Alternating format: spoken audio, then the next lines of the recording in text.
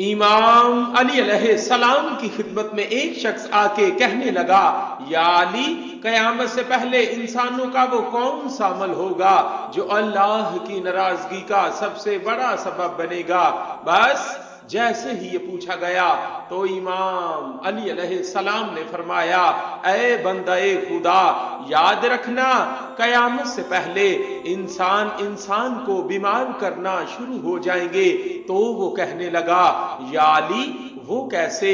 امام علی علیہ السلام نے فرمایا، اے شخص، آخری زمانے کے لوگ نفرت، حسد، لالچ اور منافقت میں اتنے آگے بڑھ جائیں گے کہ وہ انسانوں سے لڑنے کے لیے تلوار، نیزے، بالے کا استعمال نہیں کریں گے، بلکہ عجیب عجیب بیماریوں کو پیدا کریں گے اور مختلف شہروں اور علاقوں میں ان بیماریوں کو پھیلانے کی کوشش کریں گے تاکہ ان بیماریوں میں وہ لوگ گھٹ گھٹ کے مر جائیں اور کسی کو معلوم بھی نہ ہو کہ ان لوگوں کو کس نے مارا، اور یہی وہ عمل ہوگا جو اللہ کے نزدیک سب سے زیادہ ناراضگی کا سبب بنے گا۔ تو وہ کہنے لگا، یا علی، اگر اس دور میں انسان ان بیماریوں سے بچنا چاہے تو کیا کرے؟ امام علی علیہ السلام نے فرمایا، اے شخص، اس دور انسان دولت کے نشے میں اتنے پست ہو جائیں گے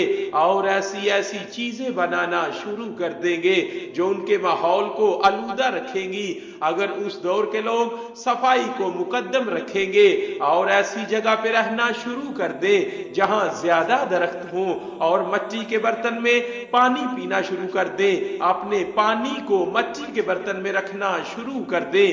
اور رکھا ہوا کھانا کم کر دے، تو اللہ انہیں ان ہزاروں بیماریوں سے اپنی پناہ میں رکھے گا۔